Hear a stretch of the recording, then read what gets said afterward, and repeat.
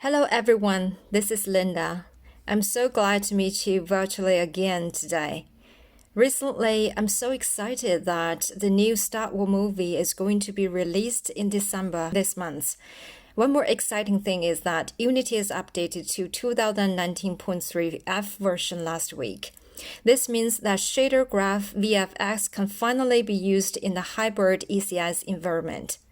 I immigrated the computing parts from Unity's machine learning framework into the ECS architecture, resulted in the huge efficiency improvements of neural networks training. Today, I'm gonna bring you to the Unity version of Star Wars. This demo is implemented using ECS and ML agents. What you see now is a battle scene of 100 aircrafts controlled by AI chasing and shooting 5,000 enemy aircrafts. I don't know you, but now I feel like I'm controlling the whole galaxy. Okay, the small airplanes that glow red in the video are AI-controlled aircrafts.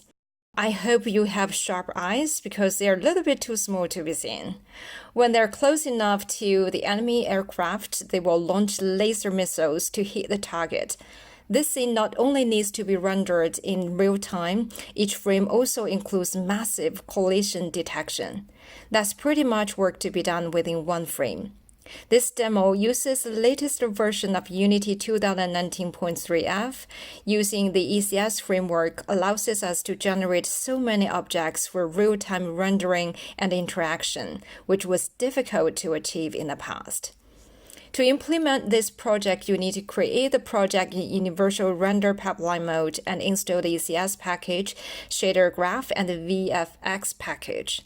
Using ShaderGraph, you can make custom materials such as glowing parts on the aircraft and the normal maps.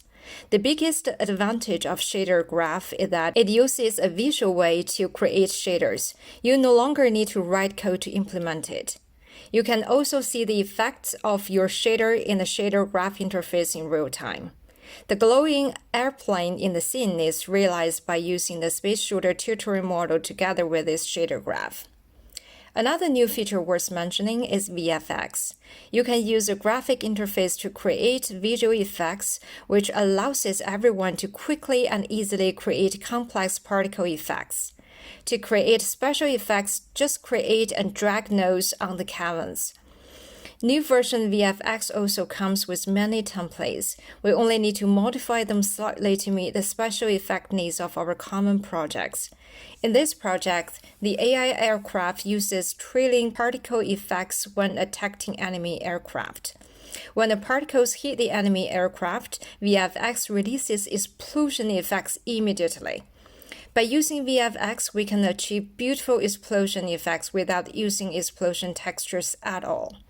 You can create and expose parameters in VFX, such as parameters of target position, which can be controlled by the program so that our bullets can automatically chase the enemy.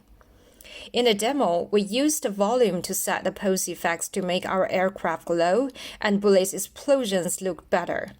They need to be implemented in the Universal Render Pipeline. Maybe the reason I set the luminosity too high, the image of this video is slightly blurred. Sorry for that. The hardest part of this project is getting AI to control the aircraft. I use Unity's ML agent to train the neural network so that the AI learns to adjust its flight attitude according to the movement changes of the target. This training is particularly difficult because I want to mimic real flight control as much as possible, rather than simply moving the aircraft's position towards the target. The aircraft actually flies in the sky in a spiral shape, and it takes a lot of training to hit the target. Combined with the ECS framework, we can greatly improve the training speed of ML agent. What you'll see is that I have 300 agent training at the same time.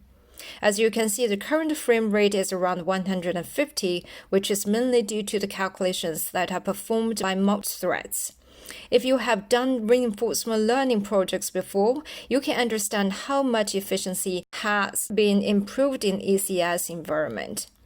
This neural network training is combined with the Soft Actor-Critic algorithm, ResNet. and the imitation learning method under the ML agent architecture to train.